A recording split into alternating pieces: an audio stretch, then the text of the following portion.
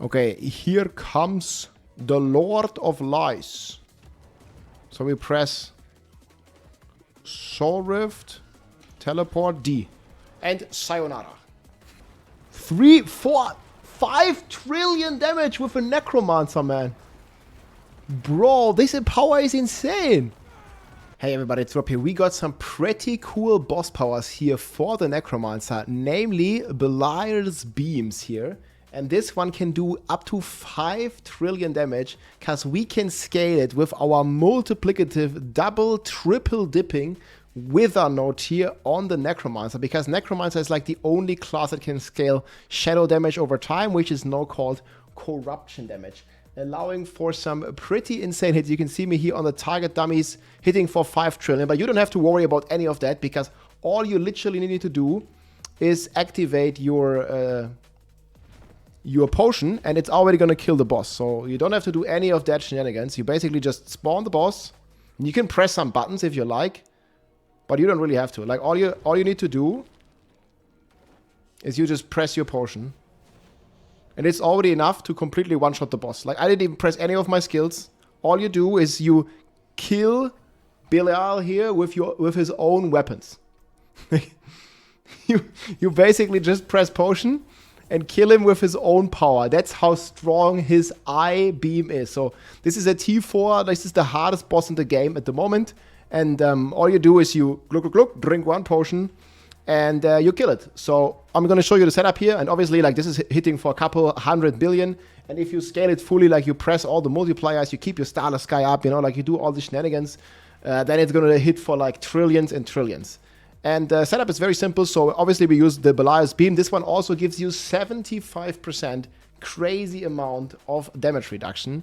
That's pretty cool. And we can scale this with the Avarice Explosive Ore, which gives you more damage the more resources you spend. You can see here, if I press my potion, it's going to spend all my resources to just empower this one basically even further.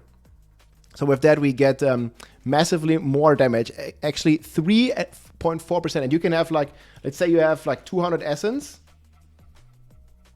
So we're getting like 200 times 3.4. So this is going to be insane multiplier. It's going to give you like 7.5 times the damage of this power. So this power can, like, if you have like all the buffs up and stuff, like right now I can't have all the buffs here. But if you have all the buffs up, like this one hits for like 1 billion base, and then it's scaled with like all your multipliers, with wither, with your intelligence, with all of your passives, all your skills, all your aspects, gonna go crazy. And then since we're doing shadow damage, we can use this one here to do more elemental damage. You can also, if you like, play this one here, giving you another 1.3x. But I prefer this one because it's like easier to keep up. And then Andariel's here gives you another 40x when you burn the target, which Andariel procs itself. So this one gives you 40% more, 40x% more shadow damage more damage over time, and corruption / shadow damage over time is exactly that. So these are the 4 powers: Belial, Avarice, Cinerat's, and Andariel's power. And then we combine this, obviously, Air of Perdition, Short of False Death. We have Inner Calm here, just a bunch of shadow damage, intelligence, basically. We're rocking Tybet's Will. Tybet's Will gives us more essence. Right now I have like 170, but you can get way more essence. And you can also get Unstoppable here with the Jar Rune. So what you can do as well, you can summon this boss. And then I just use the Jar Rune because Necromancer doesn't really have, you know, that many ways of getting Unstoppable. So we use the Igni Jar here, and we just trigger the Jar Rune. This one also gives us a ton of mobility. So all we do is we port on the boss. So like this, we port and we press potion. And he's dead, basically. We don't need to do anything else. Or we can also just press potion, but teleport is pretty cool. So that's why we use Tybet's Will. We get Unstoppable 1.2x.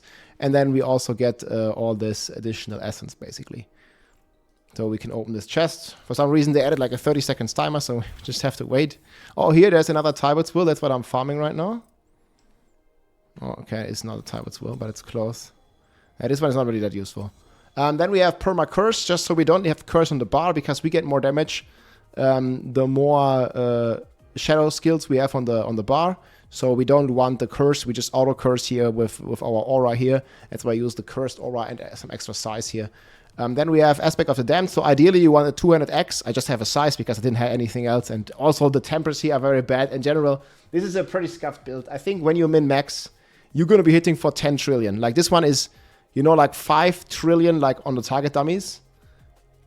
I mean, it's scaling up, right? Like it's not 5 trillion instantly, but it's scaling up to like 5 trillion. And then that's twice a second. So it hits 10 trillion DPS. And obviously then there's like a bit of a downtime because you can press your potion, but then you have to wait a bit.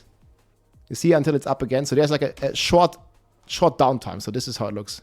You have the potion, then it's like down for like 2 seconds, and then it's up again, basically. And by that, you just keep pressing your buttons.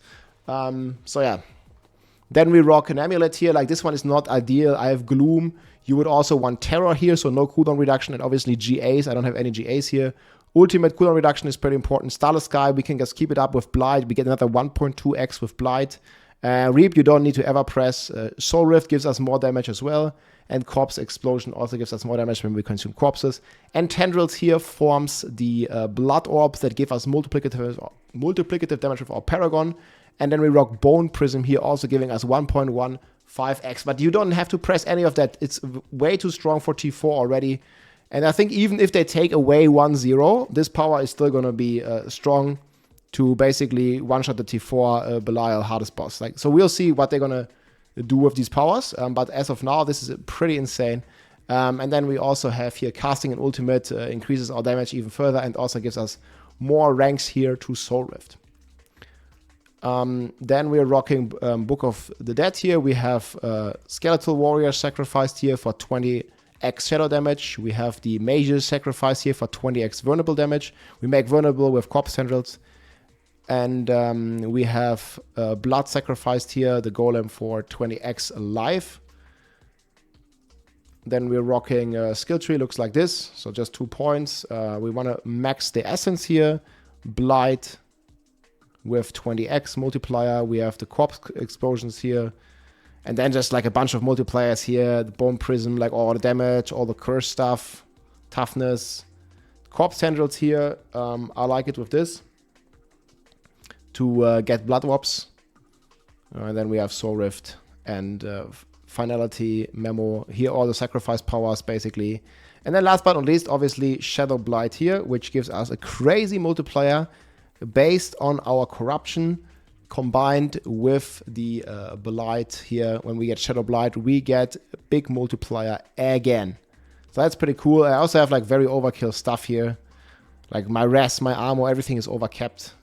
So we are pretty good on this. I didn't even like roll most of my stuff here. So the damage here, like it can go like way crazier, way higher. And then last but not least, the Paragon board here. We're rocking Abyssal. We are rocking Wither. This is the most important node. So you want to have 2,000 int. It's very easy to reach. You see, I have like almost double. I have 4,000. And then this one gives us a 4x multiplier on our beam power here, and that's gonna make it insanely strong. So this one here, Scourge corrupted enemies, like we corrupt them all the time basically. Flesh Eater here, consuming 5 corpses, that's why we have the Corpse Explosion.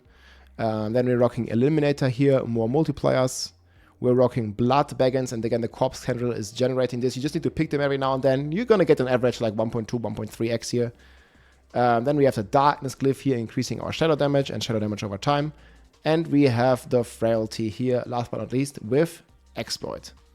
So it's a pretty cool setup. And if we want to press, you know, some more buffs, we sure can. So it's very easy here. You can keep up your Starless Sky with Blight. And then the first thing you want to do is press your Soul Rift.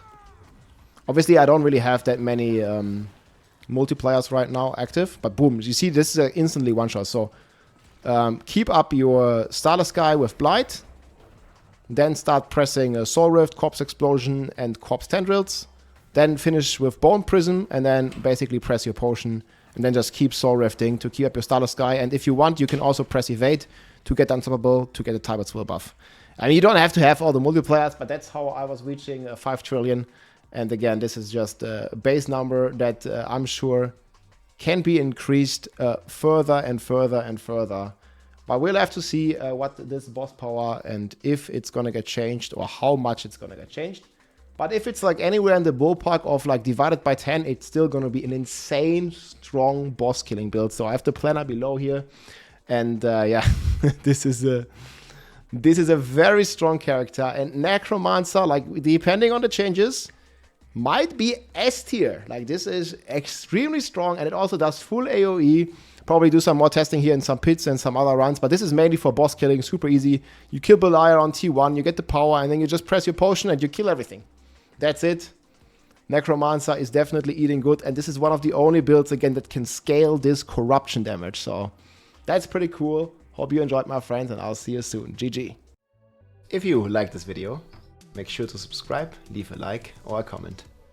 I'm also live on Twitch almost every day, so come and say hi.